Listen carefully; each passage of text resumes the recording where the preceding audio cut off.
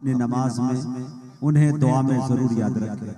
और फेरिस्त के आखिरी कड़ी तक हम पहुंचेंगे। एक खतीब है और उनके बाद हजरत मुआइश्तियात अहमद साहब लाजमी है। इंशाअल्लाह उनके तकरीर को भी सुनिएगा और दुआ में शिरकत भी करके जाइएगा।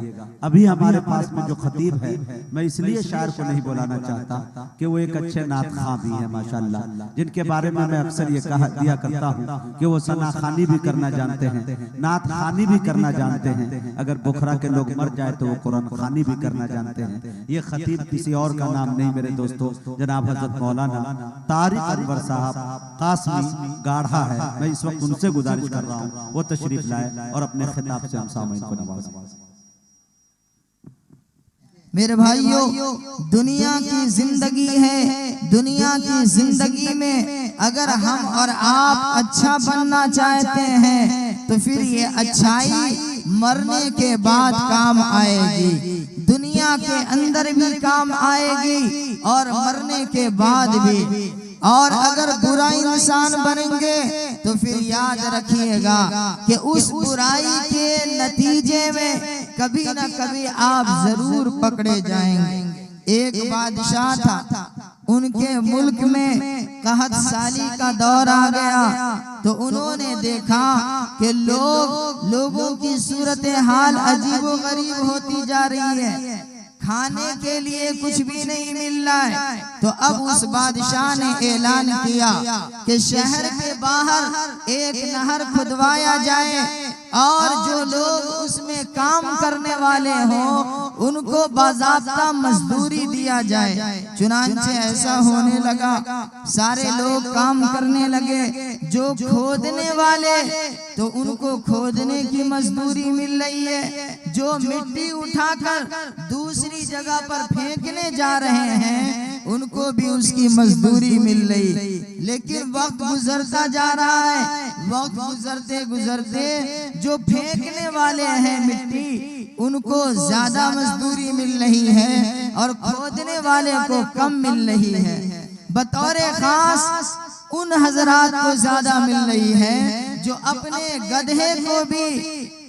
गधे को भी मिट्टी उठाने पर मजबूर करता, गधे के ऊपर लाद कर मिट्टी दूसरी जगह पर फेंकने जाता है तो उस इंसान को मजदूरी ज्यादा मिल रही है। तो अब महीने 2 महीने के अंदर बहुत सारे गधे चोरी होने लगे, बड़ा अजीबो गरीब मसला होने लगा। बादशाह को ये खबर पहुंचने लगी कि अब हमारे शहर से गधा गायब हो रहा है। तो बादशाह ने कहा कि अरे बाबा पता लगाओ कि आखिर गधा चुराता कौन है, जरा आप गौर करें मैं क्या कहना चाहता। तो उस बादशाह ने कहा कि जरा गौर करो, पता लगाओ कि आखिर उस गधा को चुराने वाला कौन है। हर तरफ पुलिस गर्दिश कर रही है लेकिन गधा का चोर नहीं मिल रहा है, गधा चोरी करने वाला नहीं पकड़ा रहा है। वक्त गुजरता जा रहा है, बादशाह ने ऐलान किया 1 महीना से दूसरा महीना, दूसरा से तीसरा महीना गुजर रहा है लेकिन चोर का इल्म नहीं हो पा रहा। तो बादशाह ने कहा अपने पुलिसों से कि जब तक चोर का इल्म ना हो जाए, चोर पकड़ा ना जाए, उस वक्त तक हम तुम्हें तनख्वाह नहीं देंगे। अब जब तनख्वाह न देने की बात आई तो बड़ा अजीबो गरीब मसला होने लगा। अब सारे बादशाह, सारे पुलिस इधर उधर गर्दिश करने लगा। यहाँ तक के बादशाह ने कहा कि जो गधा शहर के बाहर किया जाए उस वक्त भी उसकी गिनती हो जाए कि शहर से बाहर कितने गधे गए। शाम के वक्त में जब वो गधा अंदर आता तो उसकी भी गिनती हो जाया करती कि कितने गधे वापस लाए गए। चुनांचे ये भी होने लगा लेकिन चोर नहीं पकड़ा पा रहा है। एक दिन देखा पुलिसों ने जो गेट के पास बैठा करते थे उन्होंने देखा कि रात के आखिर हिस्से में कुछ लोग 10 आदमी मिलकर खटोले पर मुर्दे को लेकर के जा रहा है। तो उन पुलिसों में से सबों ने कहा कि यार इतना सुबह सुबह मैयत को दफन करने ले जाया जा रहा है और ये 10 आदमी आवाज़े बुलंद कलमा पढ़ते हुए कब्रिस्तान की तरफ जा रहा है। पुलिसों ने कहा कि एक तरफ तो हमारी तनख्वाह भी बंद है, चलो नेकी का कोई अमल कर लिया जाए। चूंकि कफन के अंदर शरीक होना, जनाजे में शरीक होना, दफन में शरीक होना, ये 22 अजरो सवाब है।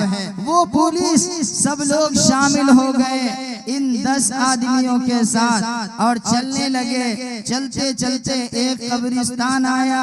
अब ये पुलिस सोच रहे हैं कि इस कब्रिस्तान में उस खटोले को रखा जाएगा, जनाजा पड़ी जाएगी, लेकिन नहीं। अब पुलिसों ने कहा भैया कब्रिस्तान तो आया, कहाँ जा रहे हो? तो उन लोगों ने कहा कि हम लोग इस कब्रिस्तान में अपने मुर्दे को दफन नहीं करते, अगले कब्रिस्तान में दफन करते हैं। वजह क्या? वजह यह है कि हमारे खानदान वाले, हमारे रिश्तेदार उसी कब्रिस्तान में मदफून हैं। पुलिसों से कहने लगा कि देखिए आप कहाँ तक हमारे साथ चलेंगे, आप लोग चले जाएं, हम अगले कब्रिस्तान में दफन करेंगे। पुलिसों ने कहा कि नहीं नहीं, से हम भी सवाब कमाना चाहते हैं, अगले कब्रिस्तान में जा रहे हो, हम भी वहां जाएंगे। और ये सब लोग तो मियां चोर थे जो गधे की चोरी किया करते, लेकिन लोगों पुलिस उसका इल्म नहीं रख पा रहे और वो खबर नहीं हो पा रहा है कि आखिर कौन चोरी कर रहा है। पुलिस ने कहा कि नहीं, अगले कब्रिस्तान में हम लोग भी शामिल होंगे। लेकिन पुलिस को पता नहीं कि इस खटोले में है क्या। वो 10 आदमी आवाज़े बुलंद कलमा पढ़ते जा रहे हैं। चुनांचे कब्रिस्तान में एक हिस्से पर रखा गया, जनाजा पढ़ा जाता है। जनाजा पढ़ लेने के बाद जब दफन के लिए कब्र भी खोदा हुआ है, कब्र पे जब रखने की बारी आती है, पुलिस भी वहाँ पर मौजूद। उन्होंने उठाया और जब कब्र में दाखिल किया तो देखा यही गधा मियां अंदर जा रहा है। तो अब पुलिसों ने कहा कि भैया ये क्या है, तुम लोग गधा चोरी कर रहे हो? तो उन्होंने कहा कि नहीं सर, बात अलग है। कहा बात क्या है? बात ये है कि ये हमारे दादा जान हैं, इनके नाम आमाल दुरुस्त नहीं थे, जिसकी वजह से अल्लाह ताला ने इनकी शक्लो सूरत, इनके आज़ाओ जवारे मुकम्मल गधे के मानिंद फरमा दिया। आज ये गधे की शक्ल में है और हम इन्हें कब्र के अंदर डाल रहे हैं। पुलिसों ने कहा कि नहीं नहीं, वो चाल चलने वाली नहीं। चुनांचे उन 10 को पकड़ा, बादशाह के सामने लाकर खड़ा कर दिया। तो मेरे बुजुर्गों, कहने का मकसद ये है कि दुनिया के अंदर जो इंसान जिस बुरे लत का शिकार होता है, आज नहीं तो कल जरूर पकड़ा जाएगा। ये दुनिया तो दुनिया, आखिरत में भी वो पकड़े जाएंगे। अल्लाह रब्बुल इज्जत के सामने मुजरिम बना करके पेश किया जाएगा। अपनी जिंदगी को पाकीज़ा बनाए, अपनी जिंदगी को साफ सुथरी बनाए। अगर हम ये चाहते हैं कि अल्लाह के सामने सुरखरुई हासिल हो, अल्लाह के सामने कामयाबी हासिल हो, तो हम अपनी जिंदगी को दुरुस्त बनाए। अल्लाह ताला ने कुरान करीम के अंदर इरशाद फरमाया, या अय्युहल्लज़ीना आमनू कू अनफुसकुम व अहलीकुम नारा। ऐ ईमान वालो, तुम अपने आप को जहन्नम की आग से बचाओ और अपने अहल व अयाल को जहन्नम की आग से बचाओ। वक़ूदुहन नास वल हिजारा, उस जहन्नम की आग, उस जहन्नम की आग का ईंधन कोई लकड़ी नहीं होगा, बल्कि उस जहन्नम की आग का ईंधन लोग और पत्थर होंगे। हदीस पाक के अंदर ताजदारे रिसालत मदनी करीम जनाबे मोहम्मदुर रसूलुल्लाह सल्लल्लाहु अलैहि वसल्लम फरमाते हैं, वल हिजारा से मुराद ये कि कि वो पत्थर, जिस पत्थर की परस्तिश की जा रही थी, उस पत्थर को अल्लाह जहन्नम के अंदर दाखिल फरमाएंगे। और अल्लाह ने फरमाया, या अय्युहल्लज़ीना आमनू क़ू अनफुसकुम व अहलीकुम नारा, अपने आप को भी जहन्नम से बचाओ और अपने अहलो अयाल को भी जहन्नम से बचाओ। मेरे बुजुर्गों, दुनिया की आग के अंदर अगर किसी के बच्चे को दाखिल किया जाए, कोई भी बाप इसको गवारा नहीं करता, कोई भी बाप इसको बर्दाश्त नहीं करता। जरा गौर करो, अल्लाह रब्बुल इज्जत के सामने जब हम और आप मुजरिम बना करके पेश किए जाएंगे और अल्लाह ताला जहन्नम की आग के अंदर दाखिल करेंगे, उस वक्त का आलम क्या होगा? मेरे बुजुर्गों, ये दुनिया की आग वो आग है जिस आग के अंदर अपनी उंगली को डालना गवारा नहीं, जिस आग के करीब भी हम जाना नहीं चाहते। अगर आग कहीं पर रोशन किया जाता है, उसके करीब भी कोई नहीं जा पाता। उसकी वजह है कि उसकी हरारत और तपिश हमें बर्दाश्त नहीं हो पाती।